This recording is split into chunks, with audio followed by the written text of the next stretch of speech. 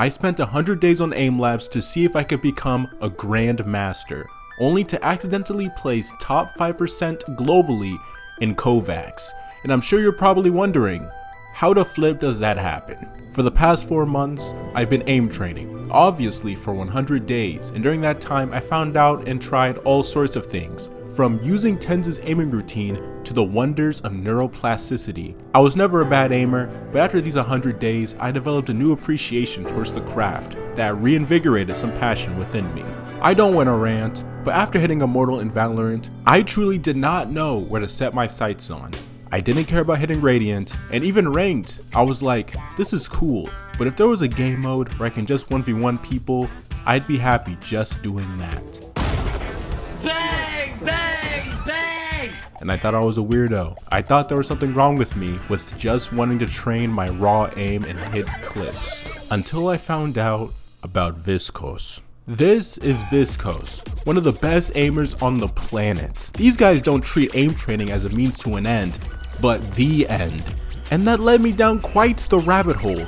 I wasn't sure how to feel, but what I did know was that I had to get to the bottom of this from the very beginning. But I didn't want to dive into this world some kind of way. I wanted to start my 100-day challenge with 1, a goal to strive for during this time period, and 2, I kind of just wanted to know what I was doing. So after a couple of days, hey, those don't count, I finally decided what my North Star would be. 1, my goal. After pondering, thinking, studying, I decided that at the end of this challenge, I would want to be grandmaster in AimLabs. All of the cool people are grandmaster. TenZ, KovaaKs, that's all I know. But I was willing to learn. And speaking of learning, after looking around, I started coming across a certain kind of video. A kind of video that promised improving your aim quickly. And I thought it was clickbait until I saw it again, and again. But what all of these videos had in common was the concept of neuroplasticity. And you may be wondering, what is that? Well, I didn't know either. So the start of the 100-day challenge began. Imagine your brain is a field of tall grass. The first time you try a new aim routine, you're just trampling on it.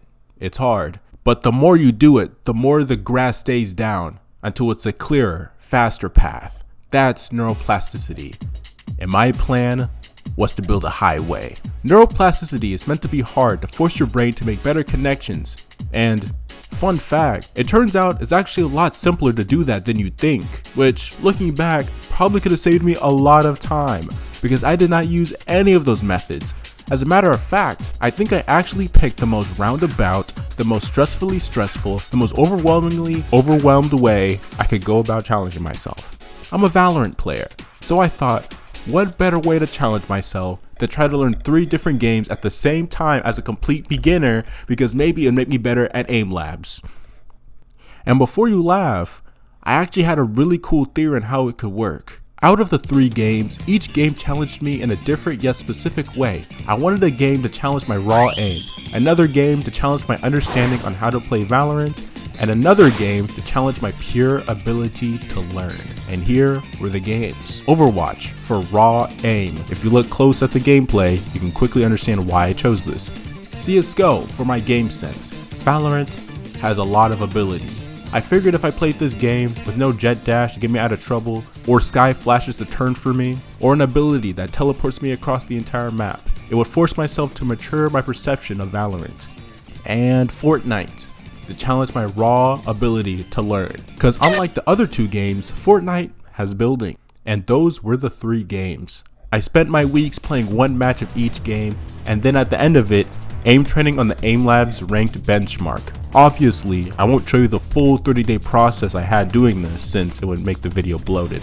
But I will show you guys the very first day of trying this method out. Since utilizing neuroplasticity came from expanding your mind through learning, I knew I couldn't BS when actually trying to learn the game of CS2. But I did have a few questions when I watched the No BS Guide to Improving at CS2. Like, how much new information did I really need for me to reach that golden zone? And is there such thing as learning too much? Filling up my brain with pointless bomb lineups? So much so that I wouldn't have much space to get better aim? The whole reason of this video? The point basically was, I was attentive and did learn some interesting stuff, but I definitely was keeping my distance. Alright, time to play. Especially since when I hopped on KovaaKs to play the CS2 scenarios, it was just like Valorant, so I was like, come on man, I got this. How much different could this game possibly be? Yeah, well, that was a lie. Everything's so much faster. It's like the average time to kill is cut in half compared to Valorant. Maybe this is what they mean by CSGO's skill ceiling. I think CS, the top level is like untouchable to like the normal player base. If someone's better than you, it's like way more obvious. The timings I'm trying to reach and the kills I'm trying to get. It's too much of what I used to be. This isn't Valorant.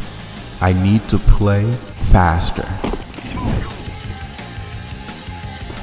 Fire, huh? May have not been fully locked into this class, but I still remember this. Something I want to mention before we move on is lurk smokes. These are smokes that allow you to pass by the enemy or catch the enemy off guard, resulting in easy kills. Don't think, just break through. That optimal, don't shoot. Perfect. A lurk smoke? Here? After I started implementing lurk smokes in my gameplay, I noticed just how effective they are and just how often enemies disrespect them. Similar to learning traditional lineups on YouTube, it's important to play around with these smokes and find out what works best for you. Whether it's luck or not, this world of CSGO is still so interesting.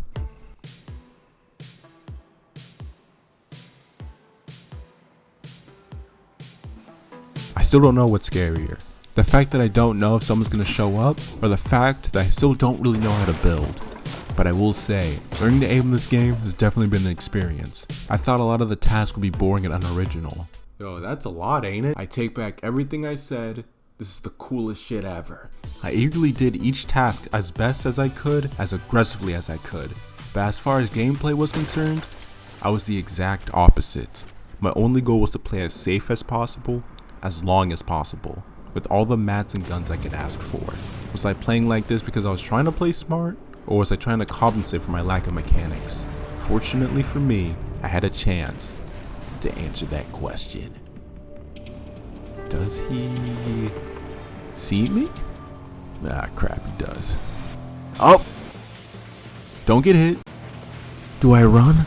No, I never run. Right mouse, left. Alley-oop. Spacebar. Where'd he go? Get a shot off? He's building. But does he know that's not the only way to achieve high ground? Give me that now!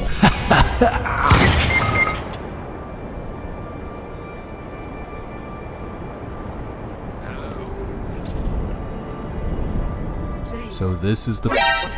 Oh, whoops. Almost got my head taken off. That was Widowmaker, right? Man, I need to be more careful. Who would have thought I could be taken out just like... Oh, okay. Ah, this is just the kind of game Overwatch is, right? An all-out brawl. Hey, it's that Widowmaker again. Let's see who's more precise. Your sniper or my revolver? But the aim training scenarios on KovaaKs gave me exactly what I was expecting. All the tasks were so immersive and mechanically demanding. I got low scores, but I didn't even care. All I wanted, more than anything else, I missed? I'll get the next one. I hope you guys enjoyed the struggle, but now let's talk about where I ended up by the end of this. This whole thing took me about a month to do. At the start, I placed like bronze, but after a few weeks to a month, I placed platinum after doing all that it is that I've done. But I will say this, there were days where I wouldn't play anything, but still be dialed into trying to make this video happen. Only for the very next day, I dominate the same scenarios that I struggled with the day prior, which taught me a very important lesson. The challenges don't have to be in-game to be beneficial.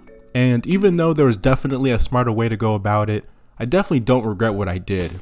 It was fun, not to mention refreshing. I really did need that change of pace, I'm not gonna lie. Since I got my starting point, I knew it was time to go back home to Valorant. With a broader field of view, I was excited to learn whatever I needed to learn. Life was chill during this time. I was looking around the people in the aiming community and I came across a man named MattyOW. Someone even better than Viscose, I think. I also seen a person named Pingeufy, another aimer in the space, and also someone close with Viscose. And I know that because they have a podcast together, named RawInput. But the most influential person I found during this time was a man named Snowi, another top KovaaKs player. But the catch is with him is that he's actually the grandfather of the calm aim technique. And that's when I realized that it's time for the very next step. Aiming is a result of seeing, thinking, aiming, and shooting. But there's still a step missing from that. Reaction. The start of all things aiming. If I wanted to learn how to aim, I needed to learn how to see. I needed to learn how to react faster. This is my reaction speed, and this is my reaction speed just 3 days later after learning how to react faster. And the video's over!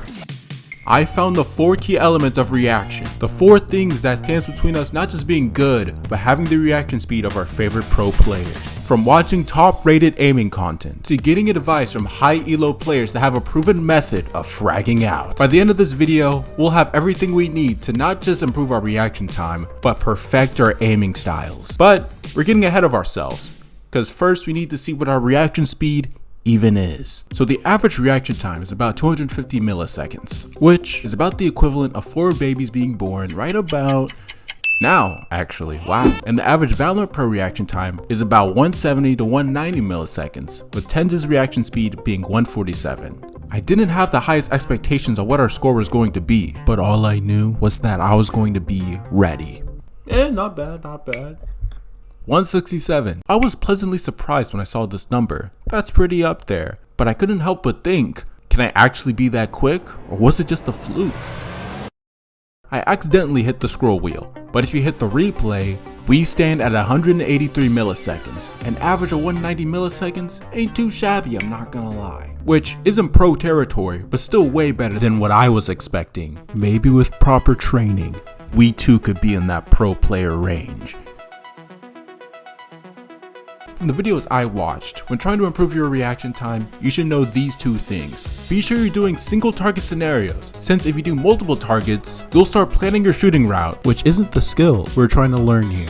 Tracking scenarios are going to be your best friend, since the target's inherently move in a way that's harder to read. Time went on, and I got better. After finishing up the first day of aim training, I gave myself another speed test to see what I was working with before I started playing. 190, 189, 172, which makes the average 182 milliseconds, an 8 millisecond decrease. With my new trained reaction speed, I was ready to dominate anyone that crossed my path. No one was gonna stop me.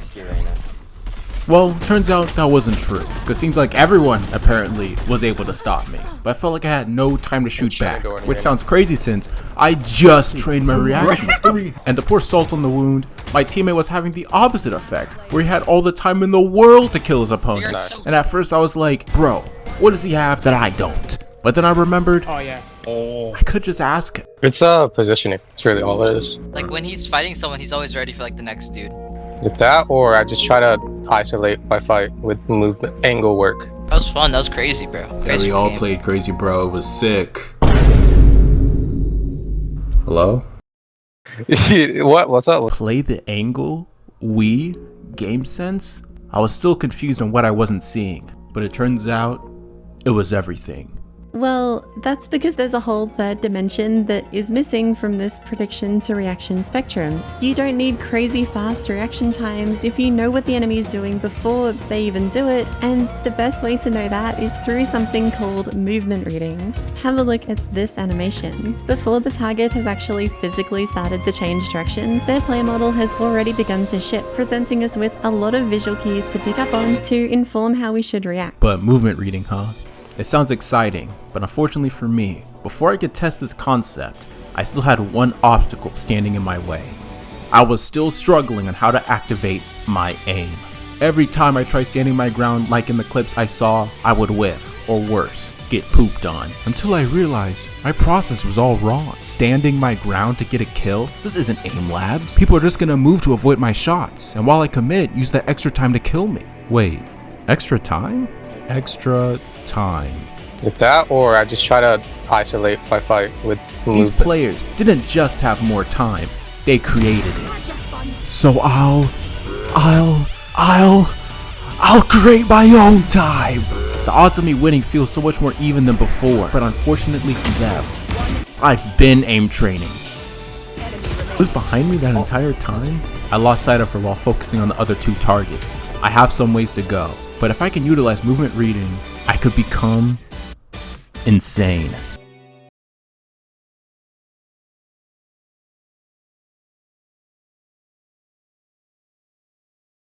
With the improvement fairy, I was itching to become a faster, more accurate, smoother, calmer aimer. But if this was gradual growth, then what I'm about to show you was the breakthrough.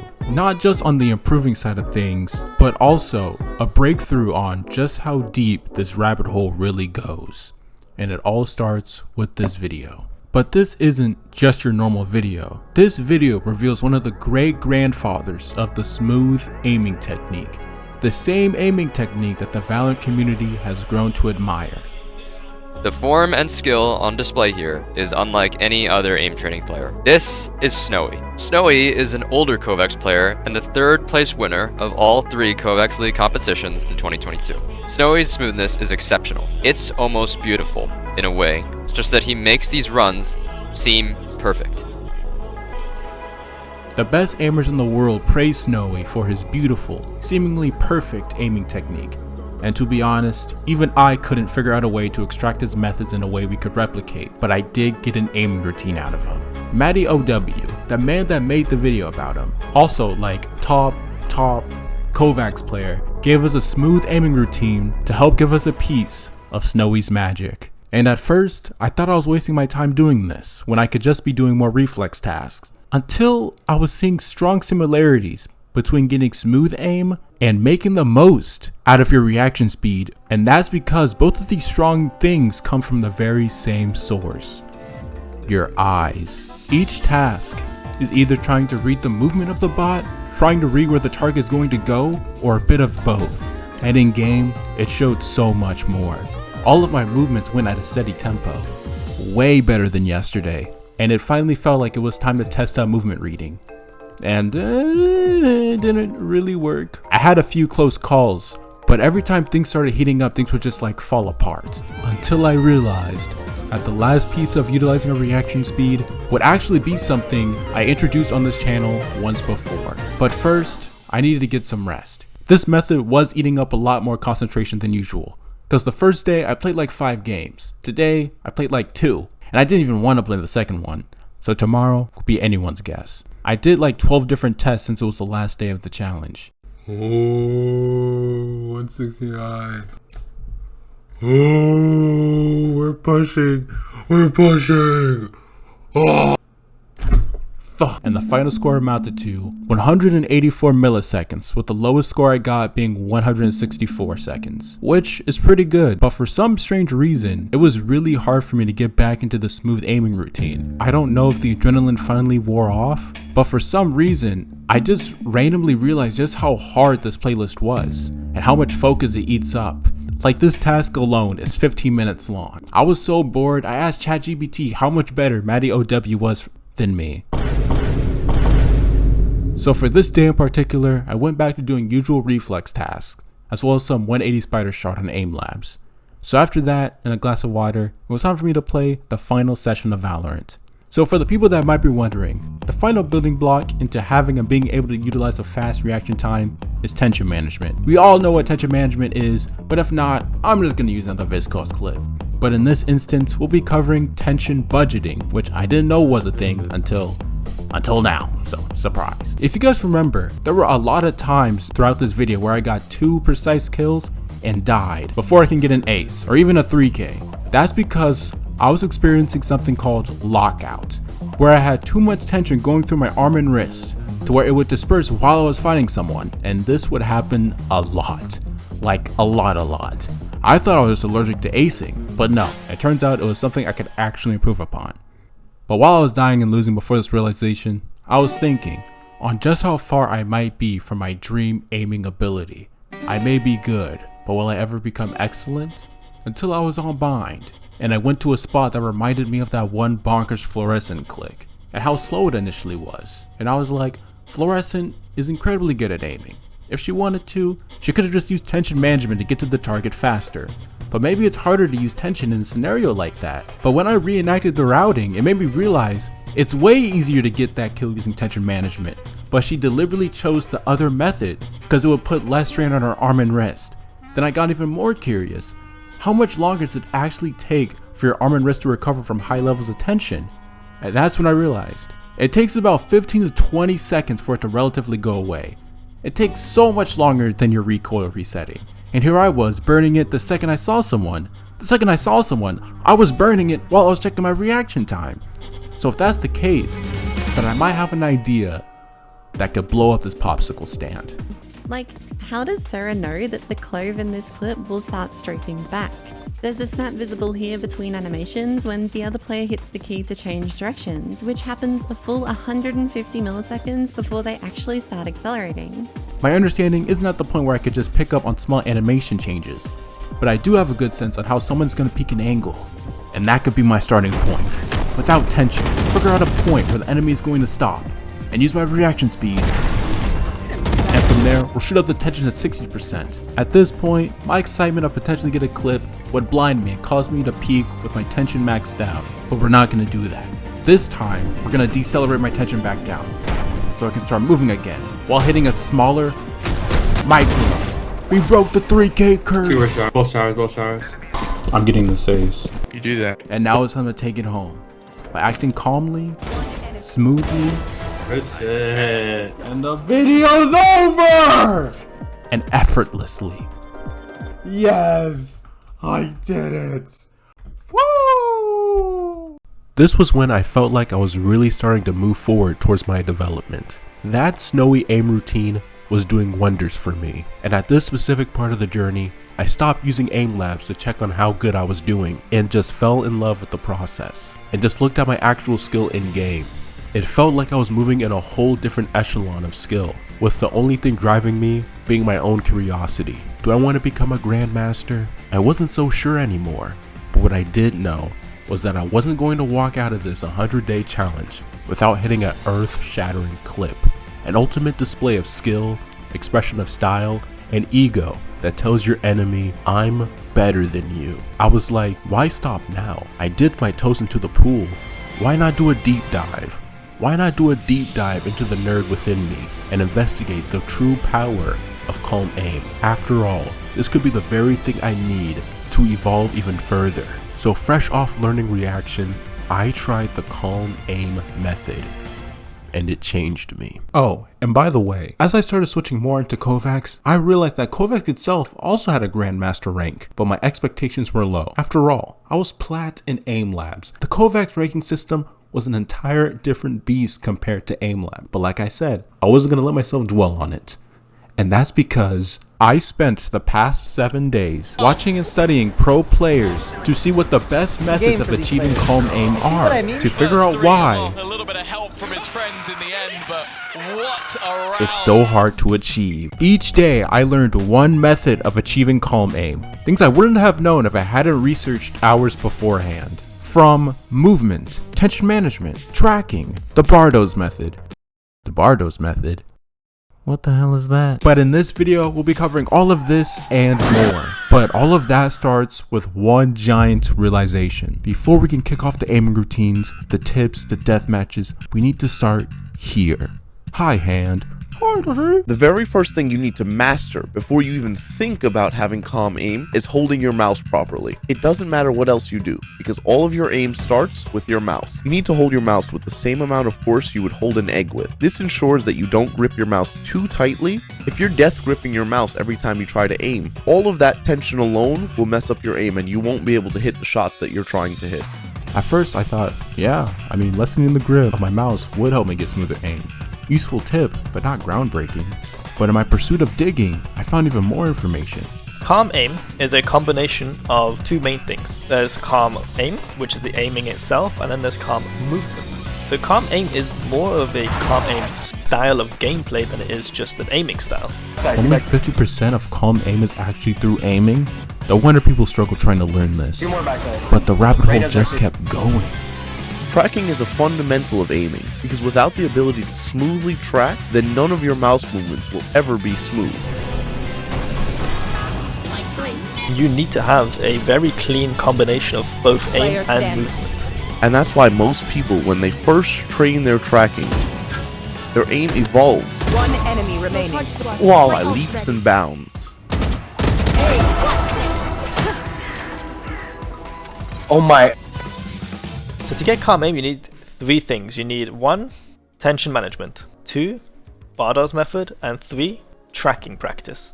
So let's start with tension. What is tension?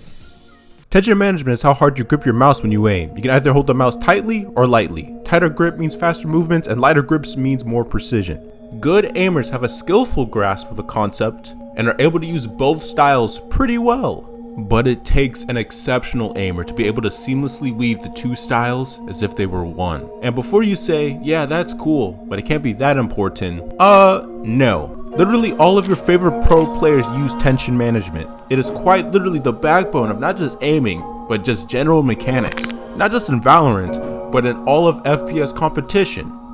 So lock in. It's training time. The ability to TenZ and Smooth may sound intimidating, but after doing more digging and watching pro players and whatnot, I found the ultimate skill to make tension management as easy as pie. Apple pie. And that skill is this.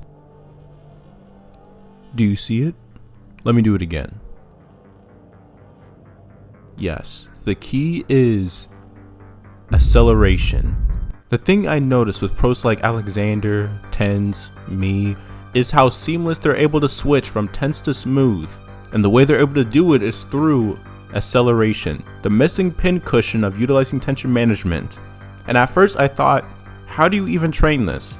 But then I remembered you actually can, by a nifty trick called acceleration reading. I didn't exactly know the science behind it, but I did know how to train it, and that's through Control Sphere and 6-Shot, where it gives you chances to equally TenZ and smooth out your motions through acceleration. Was it tricky at first? Yeah, it was. It still felt like I was missing something in my aim, but I decided to add one mystery thing that went on to elevate my performance, and let's see if you're able to guess what it is. So starters, after my training, my aim became so much more stable. Like so much more stable. My flicks weren't too fast or too slow, but a smooth constant. And the same words were echoing through my head. Calm, efficient, minimal movement. Was I able to maintain it all the time? No. But the hidden element that allowed me to better train for calm aim was that I raised my sensitivity. From 0.323 to 0.52, I raised my sensitivity by about 60%, which allowed me to use tension in my arm sparingly instead of all of the time. And this gave birth to a perpetual feedback loop where the high sense improved my aiming muscle groups, which caused me to rely less on tension management, making the times I do use tension management at a higher level, which, with my higher sense, causes me to improve my aiming muscles. Bro, look how agile I am. I used to be the biggest whiffer, but now it's literally cake, chocolate cake.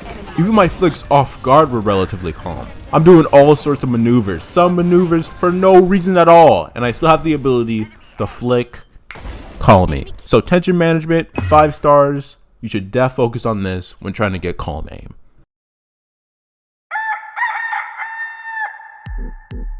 I woke up ecstatic, ready to take on the day, because is today a buy one get one free retail deal at the Best Buy CD section? Because we're going to cover 2 things today. Tracking, the backbone of smooth aiming, and movement, 50% of all of calm aiming. And I'm sure you're wondering 2 things. Wow, it sure is going to be a busy day. I should subscribe for his efforts. And 2, how in the heck am I supposed to start training 2 very important things all in one day? Well, meet Bobbert. Hi, Bobbert. Bobbert is going to show us how to use 100% of the calm aiming technique. Yeah, it's important to move calmly, but what exactly are you supposed to do? And you know what? I'm gonna give you guys a few moments to figure it out for yourselves. You see this? This right here? This is called mirroring, where you mimic the strafing patterns of your opponents to give yourself more time to take them down. But when I tried this method, I had nothing but just 2 questions. 1, why does it work? And 2, why isn't it working? I got shot down very easily, like very easily, which I wasn't sure on why until I really thought about it. When you move in the same direction as the target, the speed that you're perceived at is a lot slower, meaning I was making the target move as slowly as I could make it, which is good until you realize that I equally gave the opponent as much time as I gave myself. And it was in this particular train of thought that I realized about the other aiming technique, anti-mirroring, where you move in the opposite direction of your enemy with the intent to actually throw off their crosshair coordination. And this unlocks something deep within me. You wouldn't have even known that I was just coming back from being 13-16 bottom frag. I was able to find my stride again after hours of suffering trying to figure out mirror movement and the Bardoz method. But now we found the other 50% of the calm aim pie. It's time to go back to the big 3 of smoothness and train our tracking. Movement, 3.7 stars. This is gonna be my celebrity phone call. Tom Holland, man, what the fuck? Man, I don't wanna talk your bitch. Tracking is the most overlooked aiming aspect in Valorant. Valorant players for some reason just do not practice tracking. They completely overlook it, they go full min-max flicking, and they just ignore tracking altogether. Issue with this is, tracking is really fundamental to having good aim, and calm aim is all about having good aim. If you have good tracking, you have good target reading, your aim is more likely to be smooth, your target switching is going to be much better. So to get calm aim, you have to practice tracking as well. Unlike everything that's been covered in this video, I don't need to convince you the value of tracking. It speaks for itself. It's a non-negotiable, needed to not just get calm aim, but good consistent aim in general. So that being said, the simplest answer is usually the best answer. I could just train my tracking and use it in game, but I learned yet another method players use to have more efficient tracking. Look at this. Now look at this. This again, and now this. Now tell me which is better. When you see an opponent, do you look at your crosshair or the enemy when you aim? If you said either choice, you'd be wrong. Because, my dear viewers, you're supposed to be doing both. While you're aiming, if the target is far away, you focus on the crosshair, and when the target is close, you focus on the target itself. Yeah, it's good practice in general, aiming and in gunplay, but since tracking inherently requires more concentration, it actually makes things such a game changer. Boom. Real, tangible improvement. Or, I guess not. In that instance, I was on the brink of evolving my aiming style, but I hesitated, damn it all. If I really want to be the best, I need to utilize all of my resources at its maximum. If I can properly add the Bardoz method into my gameplay, forget getting one insane clip, I could find an equation where making plays and getting clips becomes as seamless as breathing. And then, and only then, will we have the power to make the impossible possible. Tracking, 5 stars. You don't need to be born talented to have good aim. You can be a talented aimer, but you don't have to be talented to have good aim. Aim is, in reality, aim is a science that you can learn brick by brick by learning each fundamental and building your aim up until you become a very, very proficient top tier aimer. The Bardoz method, an alleged game changer of obtaining the calm aim technique. With every Daisy commenting, the Bardoz method is a game changer. Never even heard of something like that before. I was wondering why I can't hit my flicks. I feel like this is the way a lot of pros aim. These are very bold claims, but what actually is the Bardoz method? The Bardoz method is when you break down one motion of flicking into 2 steps. One big movement and closing the gap with one smaller movement. Inexperienced players don't know this exists, intermediate players use it occasionally, and the best players use it in a way where you barely even notice it. Hitting one accurate flick is really hard to do, even for the best players, but simplifying it into using one flick for the general area and then one micro flick to finish it off, you can be a lot more consistent. Now that we know its value, how do we train it? Big flick, small flick, big flick, small flick, you get the idea. And so, that's what I did. But that's when I realized getting calm aim was going to be a lot harder than I thought. At first, it's going to feel extremely uncomfortable. It's going to feel so alien to you. Oh, a little uncomfortable? I can do it a little uncomfortable. What's a little uncomfortable? God dang! The second I tried using the Bardoz method in game, It was like I was getting my mouse for the very first time. I usually use the Bardoz method only in high stress situations, but for every kill, every single gunfight, I don't even think it was meant to be the case. But trying to use this method in general made me so aware of my aim that I just started playing so much more worse. And I almost gave up on the Bardoz method. I was gonna rate it 2.5 stars and just call it a day. But as I read the comments again and heard all of these stories of people talking about how the Bardoz method changed their lives, it made me want to sit down and really try to figure this out. And so I gave it another attempt. What was I looking for? I couldn't tell you. What was my goal? I couldn't tell you that either. Just repetition, repetition, repetition. All until something happened, and it made me change my mentality in a way that I wasn't expecting. So, I don't know if you guys noticed, but a whole day has passed. It was so hard integrating the Bardoz method that I committed a whole day to just training my flicks. Cause like I said, my sense was mad high now, and for a moment, I was like, maybe I should just change my sense. Just for this session. Just for this day. No one would know. I was struggling, man. I really was. I haven't felt like this since I was a beginner, actually. Do new players feel this, but just all of the time? I'm not a beginner. I have skills to lean on to make this easier for me. But new players don't have that. All they have is their mentality and willingness to learn. They use videos like this to try moving forward. Knowing all of that, how could I quit? How could I ever give up? In fact, I should be thankful for letting me be your teacher. Holy cow, we did it. I broke my score not once, but 2 different times in the same session. It's finally time to take this to Valorant.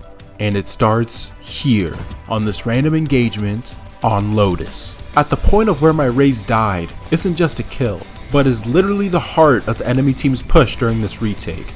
Any angle I play here is a predictable one, so I decided the best way to deal with the future duels ahead of me is to throw off their crosshair coordination by moving on reflex. Our first combatant has entered the fray, and we're moving in the same direction. I immediately recognized this as a bad thing, because if you look closely, he has a Spectre, which is perfect for him and bad for me, but I still have one move to even the odds.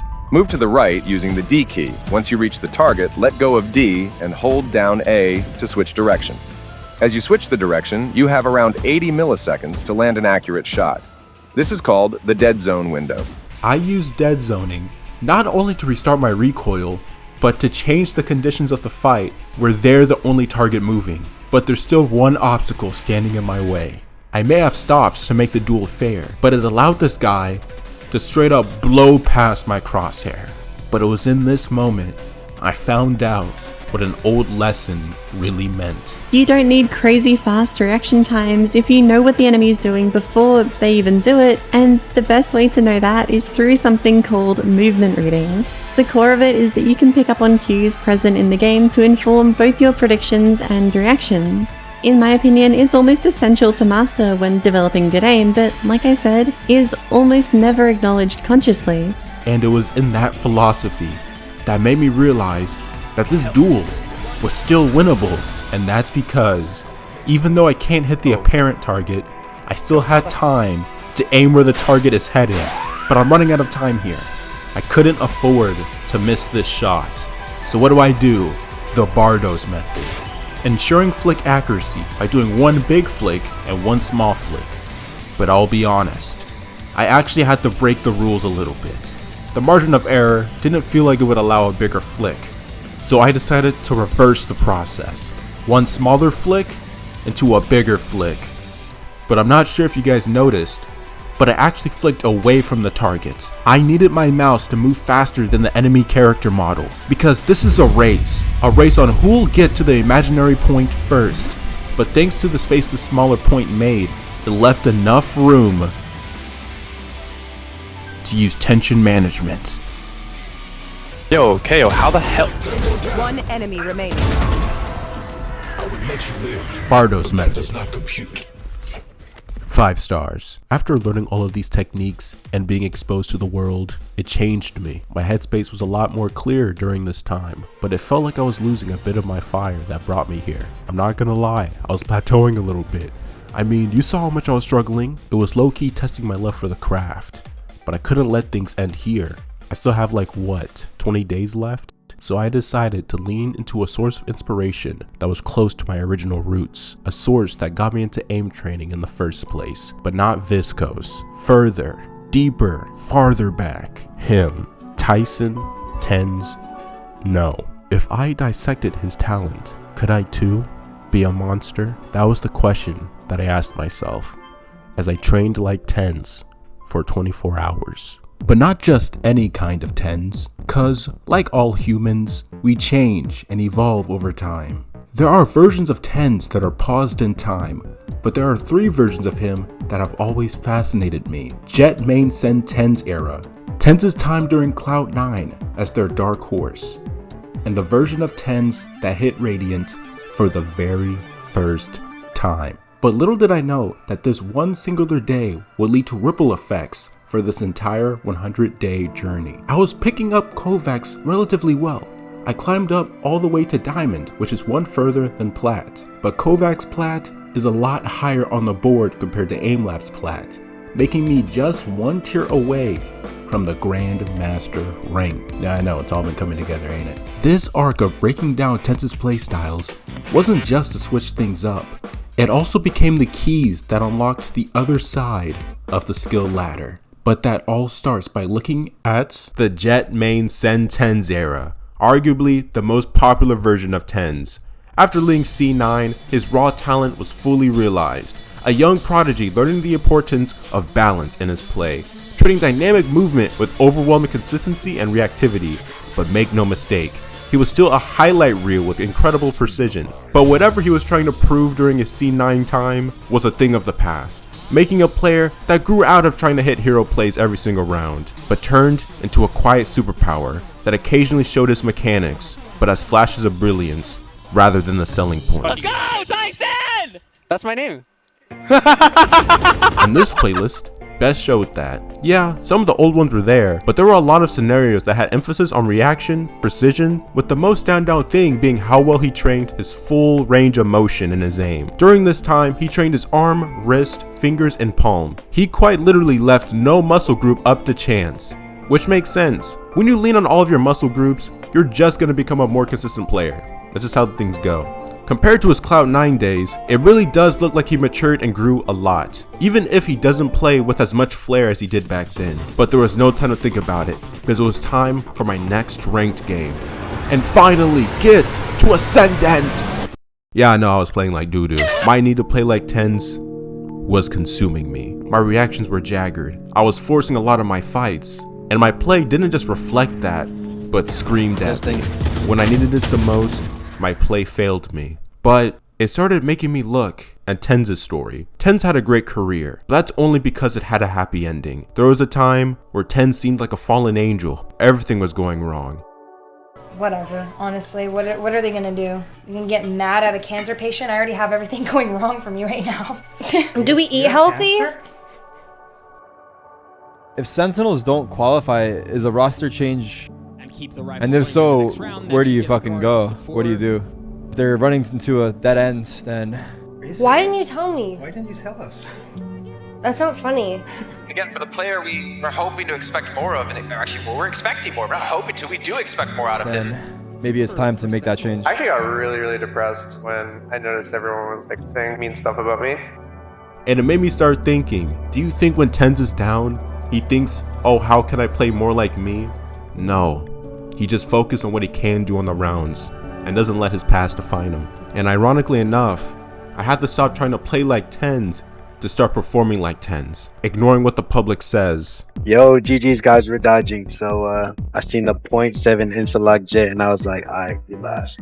And focusing on not what you are, but on the task at hand, and just play Valorant. Whatever latency that I had during this time was gone. I was able to play my heart out, and out of nowhere, I dropped a straight nuke on their head tops. 30 kills? I haven't dropped 30 kills in almost a year. I'm almost scared to fact check that because it might even be longer than that. And it's so fascinating. The process of getting that 30 bomb was really underwhelming, which I guess is the point when you're trying to be a reliable player. But I still had traces of me wanting to prove myself as a good aimer, and it was holding me back, more than I'm proud to admit, until I learned something. You will always get the chance to prove yourself. Those aren't the moments you should be looking for, but patience. The patience for the opportunity to present itself. But until then, focus. Don't even try to skip a single step. Learn things from 1 through 10, 1 through 20. Hell, you can even try things from A to Z. Just don't stop. Play with full faith that all of your yesterdays will serve you today. By the way, I just want to say, none of these clips would have been possible if I hadn't trained all of my muscle groups. Just wanted to point that out. But yeah, send TenZ complete. Now for the one I'm most excited for. You gotta be a little more explosive there, boys. Before he was Sentinel's golden boy, we don't deserve this win, honestly. He was Cloud9's dark horse. Fresh off the boat in the CSGO part of his life, TenZ was a scrappy, aggressive player with something to prove, and his aiming style definitely reflected that. Unlike current TenZ, this version of him relied heavily on arm and finger aiming. If a regular player plays like this, with his palm and wrist controlling his mouse, then TenZ did it like this, with only his arm and fingers to do most of the heavy lifting, which is harder to sustain long term, but you can't deny that style is explosive. Quick and dynamic. Even though you don't have the stability compared to a full muscle setup, using just your arm and your fingers helps you recover a lot faster. Maybe it's from agility, but what I did know is that this aiming routine definitely followed through on that. Rhythm, reaction, precision, and now speed. Unlike the Send TenZ arc, I wasn't bogged down by the need to perform because I was just really excited to try out the style of aiming. And as you'd expect, I failed a lot at first, especially at farther distance, which makes sense, I think. I have a theory that since you're relying more on your fingers, it makes you move more when you need more stability than usual. But that's just a theory, I don't know. But what I did know is that I was making plays that I haven't done ever. I've literally been trying this play ever since the map came out. But I just never had the speed and stability for it. I was bold, I was eager, with a full range of motion that I never had before. I knew I was feeling myself becoming a force to be reckoned with.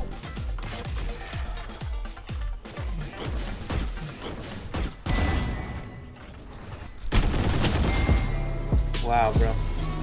Good job. I'm crying inside.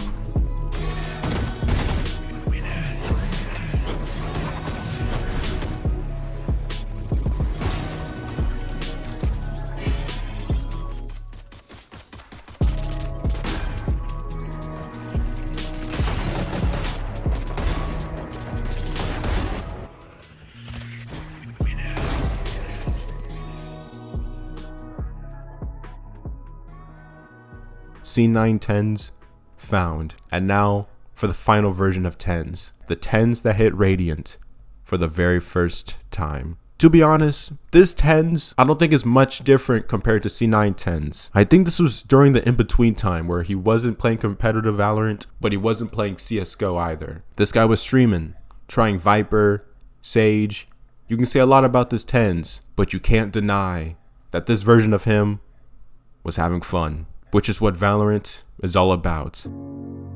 When you look at the story of TenZ, you find a young man looking to prove himself, burdened with expectation and a need to win that triumphed his need to just get a high kill count, met like-minded people, and was able to prove to the world that he wasn't just a ranked demon. Let's go, Tyson! That's my name. But a pure competitor to his very core. Even when they doubted him, he still chose to move forward.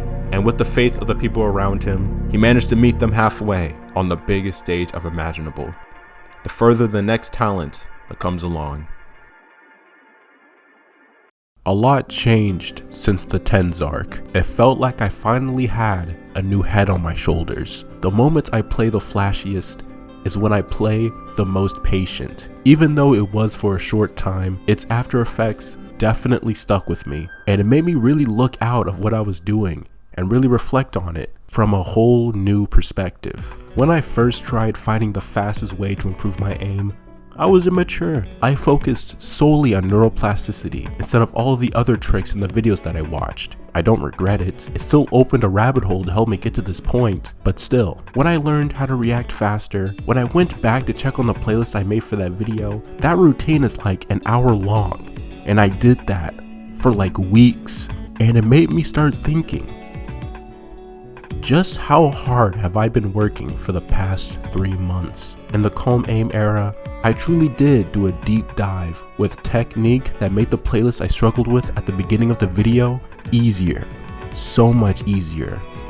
And the TenZ video, his aiming style truly showed me a new side of the sport. A side of aiming where I'm consciously relying on different parts of my arm, with it working out incredibly well. I'm able to do vertical movements so effortlessly now, but TenZ had the literal weight of the world on his shoulders. The weight of serious life issues. At the end of the day, I'm just trying to hit clips and win games. There's no reason I should be in a rush or afraid. But something did happen after my TenZ video. I was sitting on my computer like it was any other day until I got a notification from Steam. It was from KovaaKs. A 2025 recap. I didn't know Steam did that. I decided to check it out and found something that truly surprised me. Global peak. That can't be right. Top 20,000 in the country? But it says global, like international global? What would my country rank be? That's pretty solid, right? Wouldn't that make me an immortal 1? But on KovaaKs, the most competitive aim trainer in the world, with an actual paywall to even use? How long have I had this? I scroll and see a KovaaKs tournament with a peak placement of hello? What? Okay, I actually have to look that one up. There's no way I placed second in a tournament. No one told me? Oh, 204. Okay, that seems more reasonable. They must have meant placement peak and not ending peak. Competitions have hundreds, if not thousands of submissions.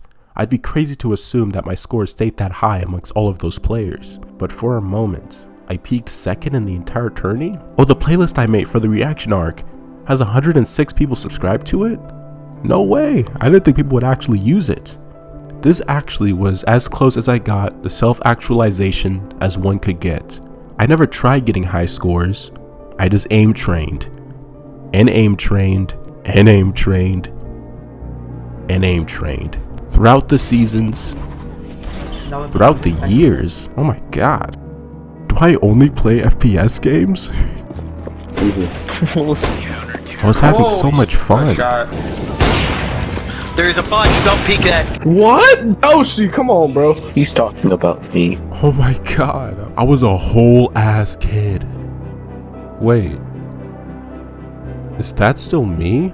Look at his account, dude. He's either a smurf or retoggled. 0 level, 126 hours. Always play CSGO. I loved it so much, yet I stopped. Either brand new account and he's just like actually really good. Why? Or the latter. Why?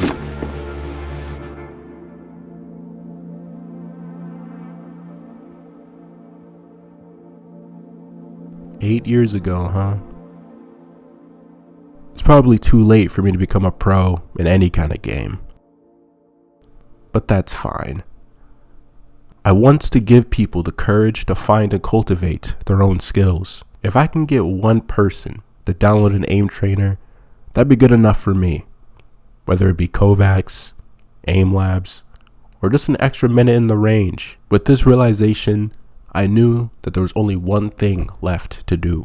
To try the fastest way to improve my aim one more time. I'll be honest, this video is starting to get a little long, so I'll make this part brief. The basis on improving my aim the fastest way possible originally came from this video. Due to the challenge's time crunch, I couldn't use every aspect this video had to offer, which I don't really mind since I do plan to make an isolated video just for this topic. But the thing that I did decide to take from this video was the training regimen. Monday, benchmark. Tuesday, weaknesses. Wednesday, core aiming fundamentals or game-specific tasks. Thursday, weaknesses again, and ending the week with one more benchmark. The full workout is 7 days, but technically you only need 5. Monday. This was when I started revisiting old benchmarks again. Hard to believe where I was 100 days ago. Tuesday, using your benchmark results to refine your weak points in order to raise your skill floor. This day was actually really fun and the most productive out of the whole week. And to make things more interesting, I actually wasn't even feeling it, but my training managed to pull through without me needing to perform above and beyond. Wednesday, a fun change of pace where you get to focus on your specific game scenarios, and in our case, Valorant. This was when my skills got major upgrades. First shot accuracy, click timing, reactive flicking, and even my movement reading ability was also making an appearance. What is this? A crossover episode? Thursday, just another weakness day, nothing to really write home about. My newbie games started leveling out a little bit, along with my understanding on how to integrate the way I aim into my regular playstyle. And it leads to this day, Friday, and the final day of the 100-day challenge. This specific day is typically reserved for benchmarking your progress to see how much you improved, but I chose not to do it. I knew if I took my time doing the benchmark, I either wouldn't have enough time or the energy to play ranked as well. And between you and me, I'd like the video to end more on a high note. So here's the moment I wanted things to start off on. So after the effort of finding an opponent to fight, I accidentally found myself in a flanking position. But I'm not the only one. This guy is a dick. Not only is his flank slower than mine, but he also hits the trip, only to run away, effectively killing my position. Do I force a play? My aim might be good enough to pull it off. No.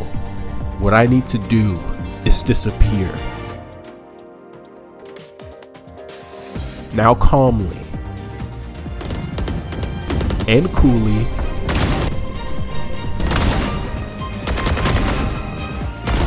end this video. Oh, well, I whiffed. Looks like this match is just getting started. I won't bore you guys with the details of this game, but basically, this game was a very back and forth battle, which was super frustrating for me since I really wanted to have my aim duels, but I knew if I forced it, I would never go anywhere, until the round came where I finally got the chance to prove myself. I didn't have a real gun. I only had my jet knives to be precise with. The score was 9-9 on a 4v3 retake.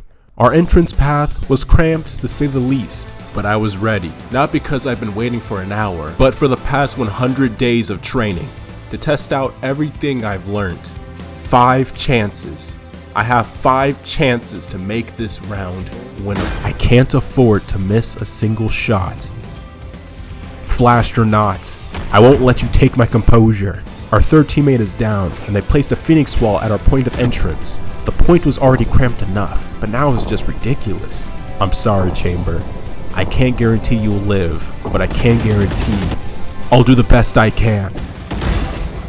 I've had this suspicion for a while now, but I'm starting to think that I actually have a handle on movement reading now. I know better than anyone.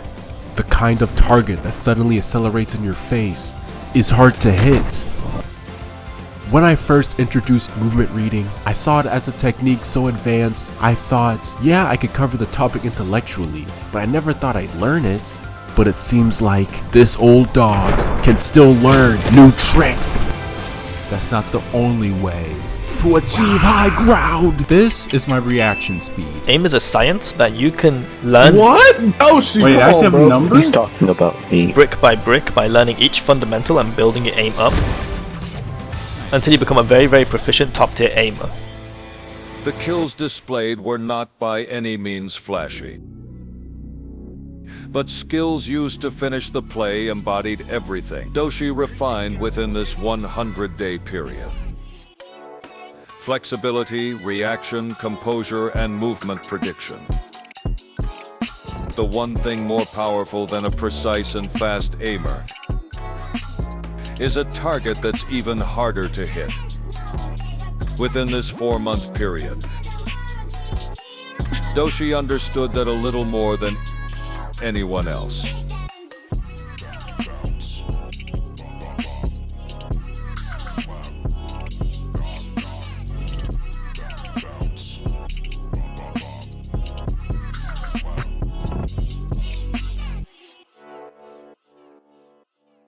creek to get the juice.